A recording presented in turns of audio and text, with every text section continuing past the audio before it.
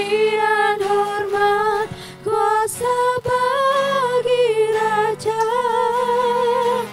Gunung tunduk, laut bergelora, mendengar nama-Mu. Nyanyi dan bersorak bagi Dia, puji dan hormat, kuasa bagi Raja. Gunung tunduk, laut bergelora, mendengar nama-Mu. Ku bersuka atas perbuatan-Mu, selamanya ku kasihi Engkau Tuhan. Tiada janji seperti yang ada padamu, tiada janji seperti yang ada padamu.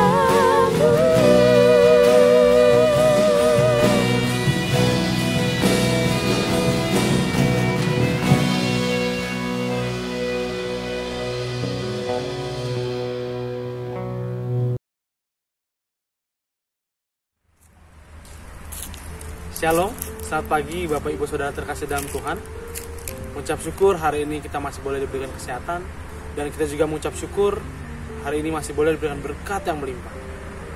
Berjumpa lagi kita di dalam Rema, Renungan Mahasiswa Sekolah Tinggi Teologi Baptis Indonesia. Namun sebelum kita melanjutkan renungan pada pagi hari ini, kita bersatu dalam doa. Mengucap syukur Tuhan untuk berkat penyertaan serta semua yang Kau berikan. Hari ini kami berdoa Tuhan, supaya renungan yang akan disampaikan dapat menjadi kekuatan bagi kami, dan akhirnya kami mampu meladani dan kami mampu melakukannya Tuhan. Terima kasih Tuhan, di dalam nama-Mu kami berdoa mengucap syukur, haleluya, amin. Sekali lagi saya siapa, Shalom. Selamat pagi Bapak Ibu Saudara terkasih dalam Tuhan.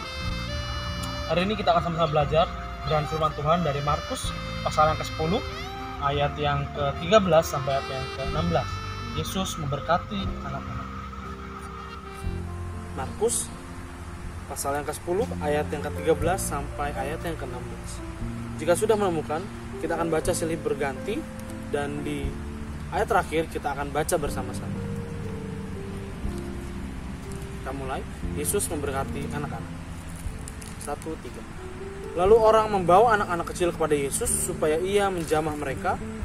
Akan tetapi murid-muridnya memarahi orang-orang itu. Ketika Yesus melihat hal itu, Ia marah dan berkata kepada mereka, biarkan anak-anak itu datang kepadaku, jangan menghalang-halangi mereka, sebab orang-orang yang seperti itulah yang punya kerajaan Allah.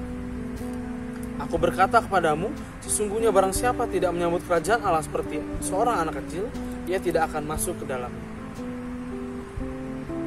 Kita baca bersama-sama ayat yang 16, 1, 3. Lalu ia memeluk anak-anak itu dan sambil meletakkan tangannya atas mereka, ia memberkati mereka. Satu hal yang menarik di sini yang boleh kita sama-sama pelajari adalah, selain Tuhan Yesus dekat kepada murid-murid, juga Tuhan Yesus dekat kepada orang dewasa pada umumnya. Tuhan Yesus dekat kepada anak-anak. Ini satu hal yang menarik bagi kita, karena tidak mudah untuk mendekat pada anak-anak, karena anak-anak memiliki tingkah laku pola yang sangat luar biasa. Namun di sini Tuhan Yesus berhasil. Di dalam tradisi Yahudi, anak-anak digolongkan menjadi 8 tahap. Yang pertama ada Yelet, usia bayi, ada Yonek, usia menyusui, Olel, usia sedikit lebih tua dari menyusui, ada Gemul, usia disapih, lalu ada Tap, usia mulai berjalan, ada Ulem, usia anak-anak, Naar, usia mulai tumbuh remaja, dan usia remaja yaitu Bahar, usia 14 tahun kan. Ini satu hal yang luar biasa yang bisa kita sama pelajari. Dan ketika kita melihat di dalam bahasa aslinya, kata anak di dalam bahasa Yunani menggunakan kata paidion, dan didefinisikan dengan kata tap atau children in intellect. Atau bisa kita sama-sama artikan bahwa anak-anak yang ditemui Yesus masih di dalam usia 5 tahun ke bawah, karena tap sendiri adalah usia di mana baru mulai berjalan. Di saat perbincangan dengan Yesus dengan murid-muridnya mengenai perceraian, mengenai suatu hal yang sangat berat, tiba-tiba saja kita melihat di dalam Alkitab ada orang-orang yang membawa anak-anak kepada Yesus. Ini dikarenakan Yesus adalah seorang pengajar yang luar biasa dan ia sangat disenangi oleh banyak orang. Namun murid-muridnya sungguh terganggu, murid-muridnya juga sungguh tidak menenangi, sehingga murid-muridnya memarahi orang-orang yang membawa anak-anak itu kepada Yesus. Namun menariknya di sini, Yesus malah balik memarahi murid-muridnya dan ia berkata, sebab orang-orang yang seperti itulah yang mempunyai kerajaan Allah. Pertanyaannya, mengapa Yesus berkata demikian? Kerajaan Allah merupakan tema pokok dari pemberitaan Yesus. Dan yang kedua, selain daripada itu, kita harus bertanya-tanya, mengapa anak dikaitkan dengan kerajaan Allah? Jawabannya adalah karena anak-anak merupakan tanda berkat ilahi. Dikatakan juga bahwa anak-anak adalah yang mempunyai kerajaan surga. Mengapa hal itu dikatakan? Yang pertama yang kita sama pelajari adalah karena anak-anak memiliki sifat surgawi. Sebagai contoh, yang pertama, anak-anak dapat memuji Tuhan dengan tulus dan tanpa dibuat-buat. Jadi kita bisa sama-sama mempelajari dan kita melihat di salah satu Injil sinoptik lain dalam Matius 21 ayat 15. Ini mengenai anak-anak yang memuji Tuhan karena Yesus melakukan mujizat. Di dalam cerita tersebut kita melihat ada perbandingan terbalik dengan imam-imam dan ahli Taurat yang justru malah tidak senang, malah jengkel terhadap perbuatan yang Yesus lakukan. Berbeda dengan anak-anak yang ia malah sesungguhnya memuji dan ia dengan tulus sorak-sorai bagi nama Tuhan. Hal yang kedua, mengapa anak-anak memiliki sifat surgawi? Alasannya adalah identik memiliki sifat yang jujur dan polos. Karena kerajaan Allah berisi dengan orang-orang yang polos, dalam artian orang-orang yang jujur dan juga orang-orang yang suci. Dan anak-anak telah memiliki hal tersebut. Yang ketiga, memiliki sifat penurut. Sebagai contohnya, mungkin Bapak Ibu Saudara terkasih dalam Tuhan memiliki anak kecil, atau memiliki anak, atau memiliki adik. Coba kita mintai tolong, nak atau dek, tolong ayah atau ibu atau kakak ambilkan air minum. Tolong ayah diambilkan kertas di atas meja atau yang lain. Pasti dengan mudah anak-anak itu mendengar lalu menuruti apa yang dikatakan oleh ayah, ibu, atau kakak tersebut. Sehingga ini adalah satu hal penting dan menarik yang perlu kita pelajari bersama-sama. Itu yang harus kita miliki. Anak-anak memiliki sifat penurut, begitu juga kita harus memiliki sifat penurut. Menurut dan seturut kehendak Bapa. Sebagai contohnya kita bisa melihat di dalam 1 Samuel pasal yang ketiga.